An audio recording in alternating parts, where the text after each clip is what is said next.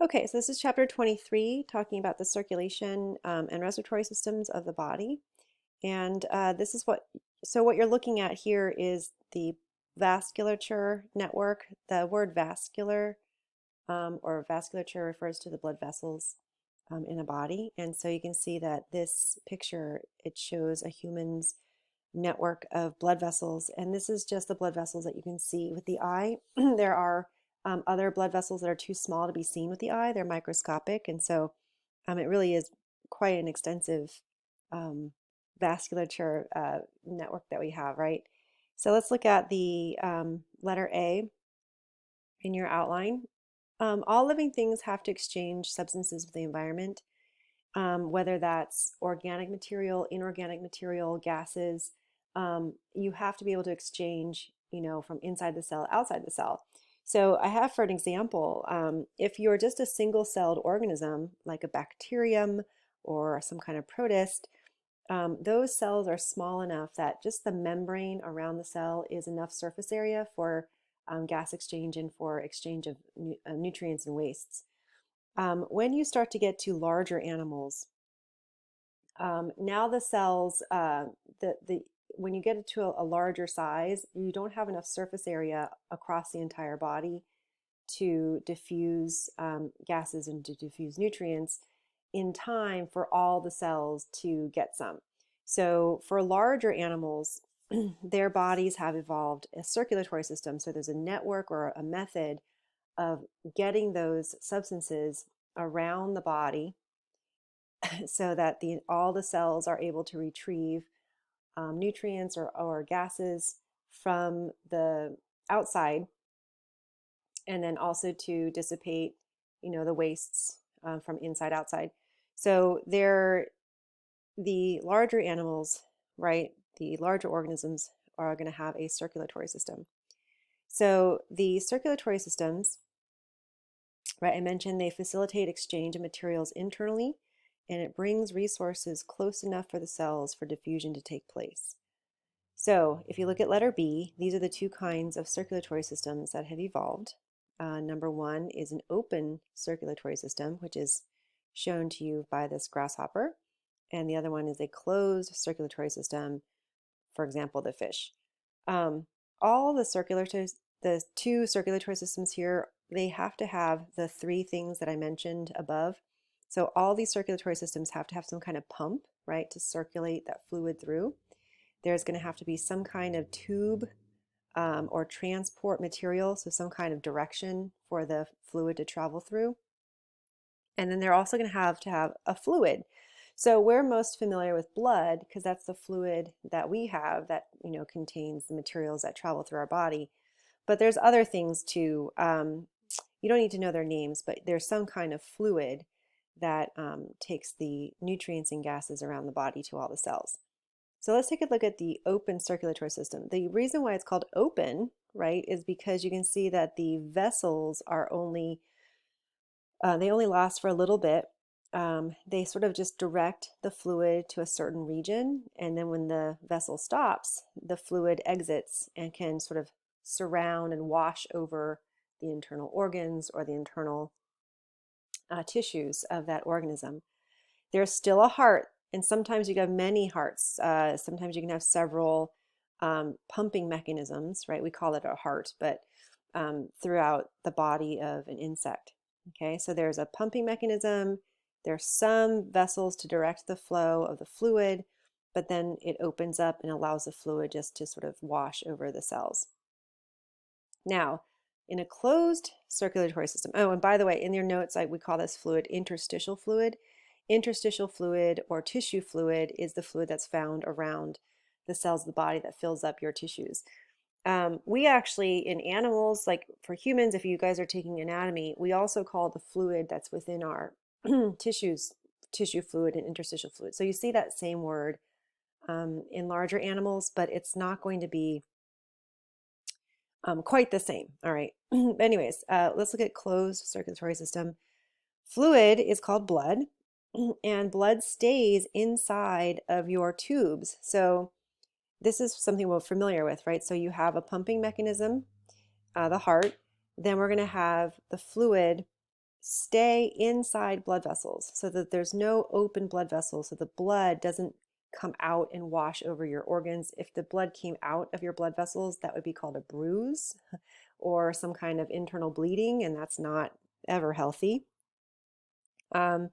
So what we see here is a closed network where the blood runs through the vessels, and the way diffusion occurs is through the microscopic blood vessels we call capillaries.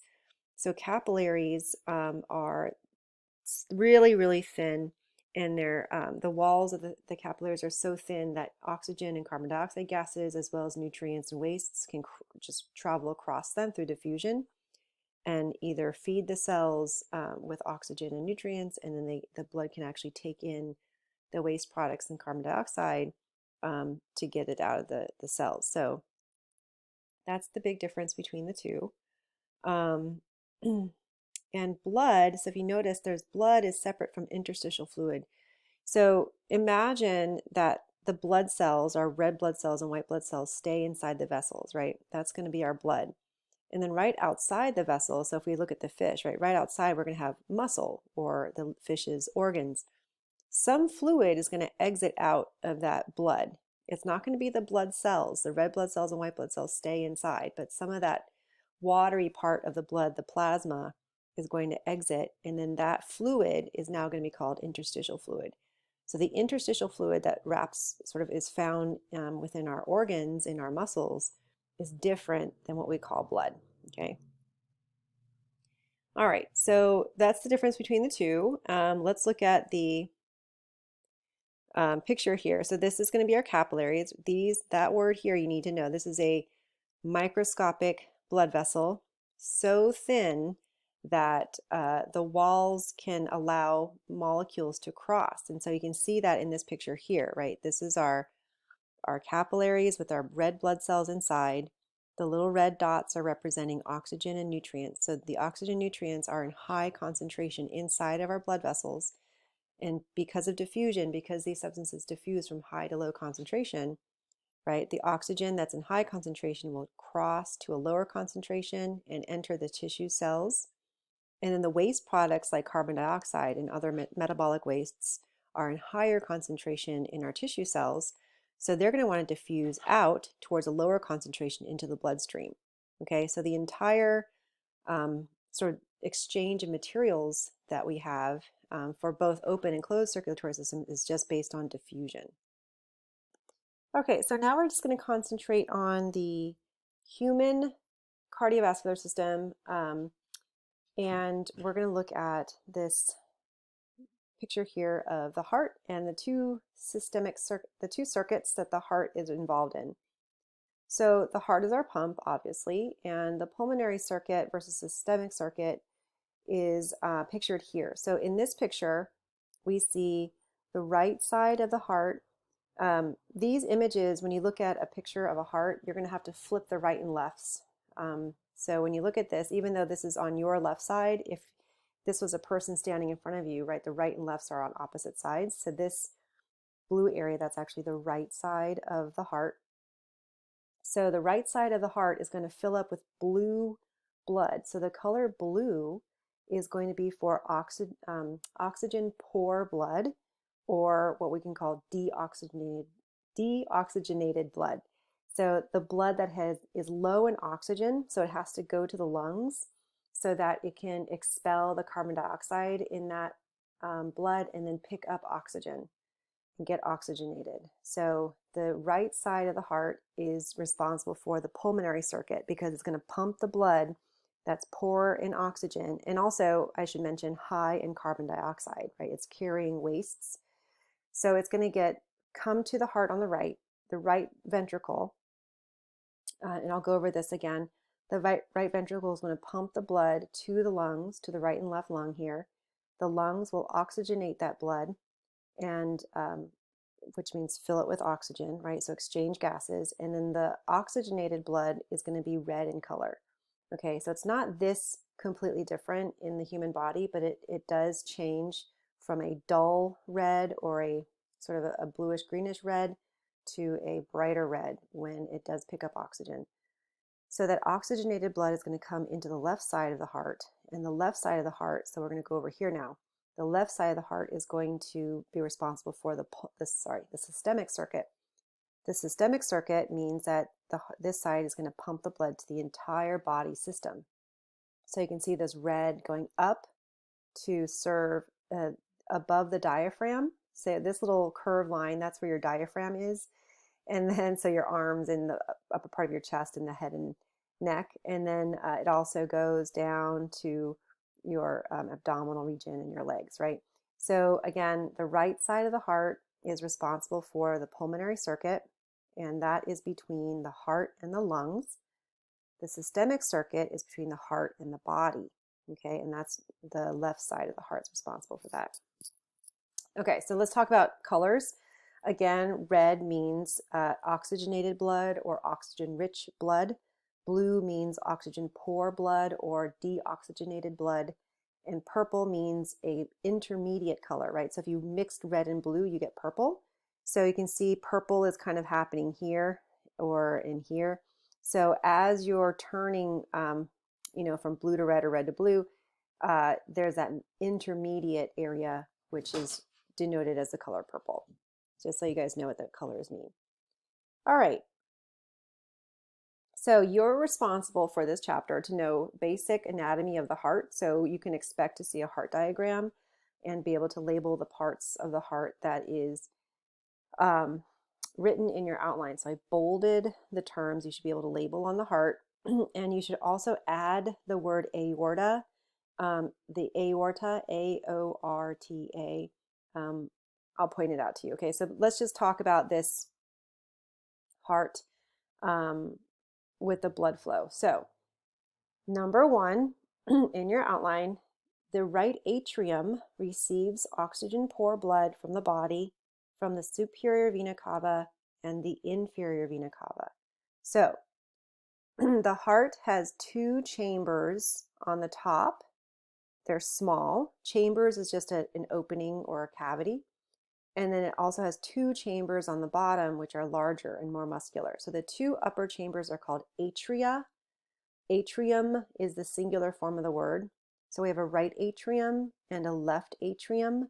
And then the two larger chambers below are called ventricles, right ventricle and left ventricle, right? Look how they're color coded for you. The blue is in the right side of the heart.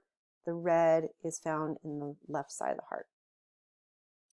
So this really big blood vessel that's putting the blood from the body, right? So the body has used up the oxygen and this blood is coming back to the heart so that the heart can pump it back to the lungs. This is coming from the upper part of your body above the diaphragm. So this blood vessel that brings all the blood from above your diaphragm into the heart is called the superior vena cava. This guy is the inferior vena cava, right? Superior means on top, inferior means below.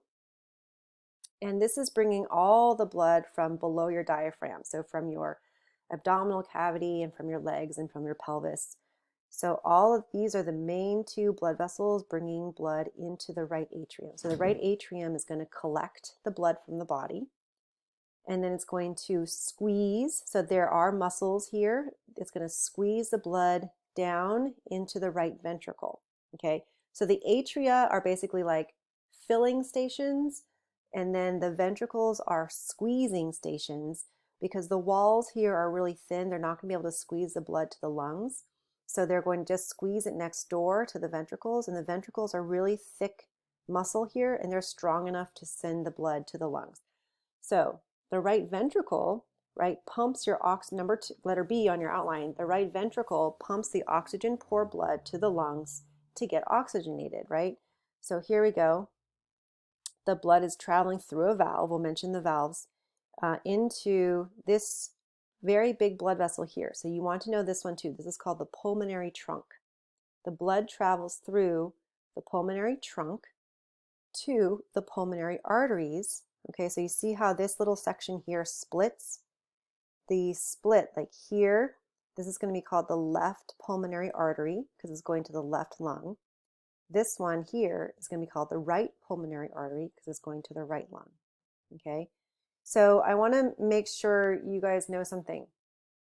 The word artery and the word vein, most of the time in your body, arteries are carrying red oxygenated blood and veins are carrying blue deoxygenated blood. However, there is a switch here because actually the true definition of an artery is a vessel that brings blood away from the heart. So in this instance, these pulmonary arteries is an artery because it is taking blood away from the heart. Just remember A for artery, A for away. It's moving away from the heart, but the blood inside of this artery is blue. So don't think about arteries are red and veins are blue. Arteries carry blood away from the heart and veins carry blood back towards the heart. Okay, so once you get that straight, then this is okay. So we have a pulmonary trunk, which is a short blood vessel. A trunk is a short blood vessel, leading to our pulmonary arteries. Left pulmonary artery, right pulmonary artery. As the blood enters into the lungs will oxygenate the blood, and then the blood will come back to the heart, right? We see a red arrow coming back to the heart and enter into these veins, which are called pulmonary veins, right? Because it's coming to the heart, except the blood inside of these veins is red. So we have right pulmonary veins and we have left pulmonary veins. So the oxygenated blood is coming into the left atrium.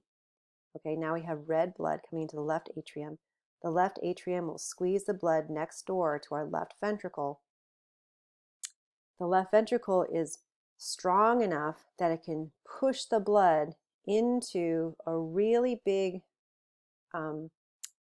artery called the aorta, and this will eventually branch and go to all the different parts of our body. So this is that one term, that one structure I wanted you to add. This really big looped artery is called the aorta. Again, it's A-O-R-T-A. Okay, so that is the flow of blood through the heart. And so you want to know the parts that are listed in bold. Oh, I have the aorta listed for you in bold. Okay, I missed that at myself. Let's talk about the valves. So we can see that the word valves, there are 4 valves in the heart. There's a valve between the atrium and the ventricle on the right side, between the atrium and the ventricle on the left side.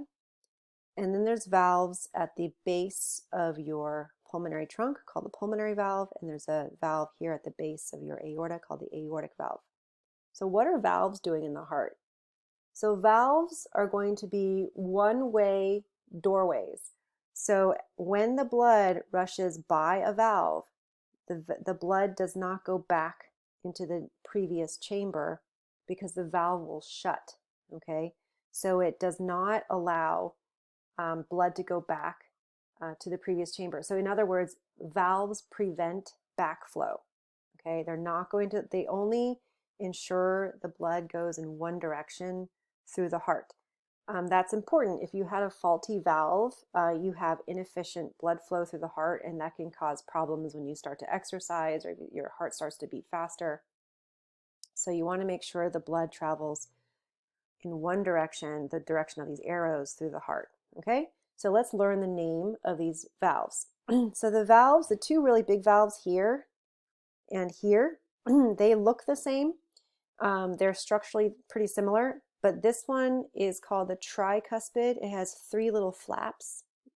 And then this one over here on the left side is called the bicuspid. It has 2 flaps. Okay, so what I tell my students how to remember this is that you try before you buy, right? So the tricuspid valve comes first, then the bicuspid valve is on the other side. So if you were to, I ask you, like, what valve prevents backflow into the right atrium, right? So then you think, okay, what's going to prevent blood going back into the right atrium? That's going to be the tricuspid valve, right? You don't want blood to go back. You always want the blood to come here. So this is going to close off the right atrium when the blood goes past to prevent backflow, okay? Now, the other two valves, here's the pulmonary valve, right? Once the blood from the right ventricle moves into the pulmonary trunk, you don't want that blood to go back into the heart, right? You want that blood to go straight into the lungs. So there's a valve here, that doorway, right, to stop backflow into the right ventricle. The aortic valve, same thing, okay? So once the blood gets pumped into your aorta, you don't want the blood to go back into the heart, into the left ventricle. So you have an aortic valve to prevent backflow into the left ventricle. All right, so those are all of our structures of the heart. So you had a picture in your outline. You can listen to this lecture, this little piece again, and start to label all the parts that I mentioned in the outline, okay? So the next portion of your outline is actually, I already talked about that, the pulmonary circuit versus the systemic circuit. So let's talk about heart contraction. All right, so what you see here is a yellow line and then this purple arrowed line. These yellow and purple lines represent electrical signals that travel through the heart that we call these electrical signals impulses or action potentials.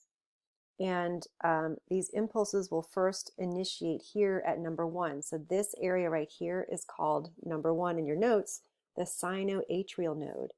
So a node is, or nodal tissue is tissue that is muscle, but also nervous. So it can create its own impulse like your neurons can do, but it's also muscle. So it's kind of hybrid tissue here. So we call that hybrid tissue nodal tissue, and there's only a couple places in your body, in your heart that has nodal tissue, or the nodal tissue is denoted by the yellow and the purple lines. So this is called the SA node or the sinoatrial node. This is also known as the pacemaker of your heart because it initiates the heartbeat. So it is the one that starts the electrical signals or the impulse that begins the heartbeat. Then that impulse will travel down these yellow arrowed lines. And then, so you can think of this as an electrical wave, right? So the electricity will travel through the yellow lines. And then both your atrium, because these atria get the message first, they're going to contract first, okay? And then the SA node will reach another node called the AV node, number 2, called the atrioventricular node. It's called this because it's between the atria and the ventricles, right? So atrioventricular node.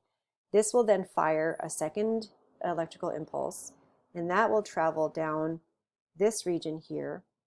Okay, so it's going to go down the middle of the heart, and it's going to go up each ventricle. So each ventricle is going to get the signal to contract after the atria. So the way the heart works is the atria contract first, and then they're going to relax while the ventricles contract. Okay, so that's basically how the heart beats. The heart creates its own beat with the SA node. The SA node will fire that potential. It will travel to the AV node. But during this time, the two atria get the messages to contract first. They're going to push the blood into the ventricles while they're contracting. The ventricles are relaxed at this point so they can fill up with blood. Then the AV node will pick up that signal and bring it to our ventricles. So by the time the ventricles get that message to contract, they're going to push the blood out of the heart while these atria are relaxed and they can fill with blood. So they're going to take turns contracting and relaxing, and that's the heartbeat. Okay, so I'm going to show you this video, the heartbeat video. To the left of your breastbone or sternum. The purpose of the heart is to pump blood through blood vessels, arteries, and veins to all parts of your body. The inside of the heart is divided into 4 chambers. The top 2 chambers are called the atria and are collection chambers for blood. The bottom 2 chambers are called the ventricles and receive the blood from the atria and pump it to the lungs and the body. The chambers are separated by valves, which control the direction of blood flow. There are 4 valves: tricuspid, pulmonic, mitral, and aortic.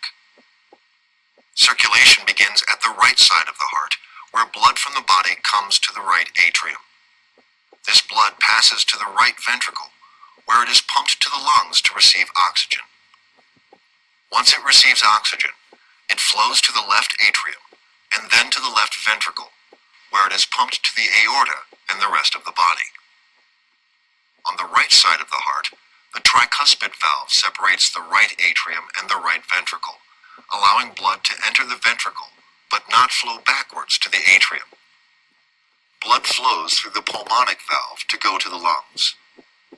On the left side of the heart, the mitral valve separates the left atrium and the left ventricle. Blood flows from the left ventricle to the aorta through the aortic valve and to the rest of the body.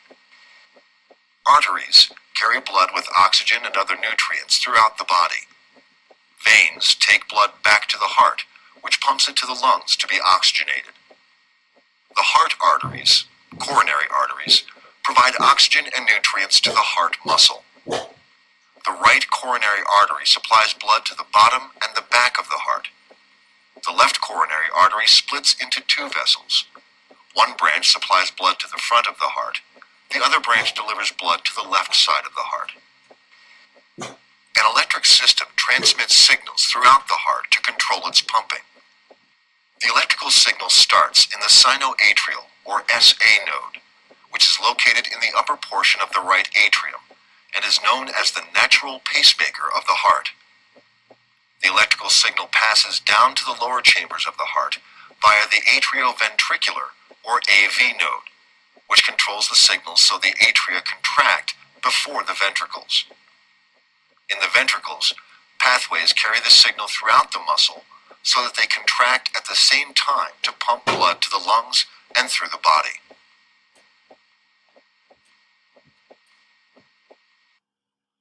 All right, so that was the video of the heart beating. And if you had paid attention, or maybe you can go back and look at that video, the sound of your heartbeat, so that bump bump or lub dub, as they like to say in the textbooks, is actually the valves closing. So if you go back to that video and you watch carefully and you look at what's making the sound of the heartbeat, it's the valves shutting. So when they shut, they sort of slam together, and you can actually hear that, and that's your heartbeat. So here's an image, right, of what you just saw. The atria get the electrical signal first, and then the ventricles get the signal second. So the atria contract first, and the ventricles contract second. If you do not have a functional SA node, your pacemaker, what happens? So the AV node can pick up the slack. The AV node can actually become the pacemaker, but it's unreliable, and it's irregular or slower than normal. So, and that's not good, because you want to have a regular heartbeat, or you would have a heart attack or some kind of atrial fibrillation. So what you want is a pacemaker implanted into the chest. So this is implanted into your body, and it can detect when your heart is having an irregularity, irregular heartbeat, and then it can sort of zap, just like so the word fibrillation means an irregular heartbeat, and that's why those metal plates that you put onto your chest are called defibrillators, because that really big shock to the heart, the electrical shock, can actually shock the heart back into a regular heartbeat. So a defibrillator is going to stop fibrillation, right? Anyways, but that's your pacemaker. So your pacemaker is kind of a tiny little defibrillator that's in your chest. And anytime it could detect an irregular heartbeat, it'll shock you back into a normal heartbeat, which is really cool. So let's have some questions before we end this one. So what is number 2? You can pause it to guess. Number 2 should be letter A, the right atrium. What is the valve called between 8 and 9? So pause it if you want to think about it. But that should be the bicuspid, letter D. True or false? In a heartbeat, first the ventricles contract, then the atria. This is a false statement, right? The atria contract first, then the ventricles. This chamber of the heart pumps oxygen-rich blood to the body.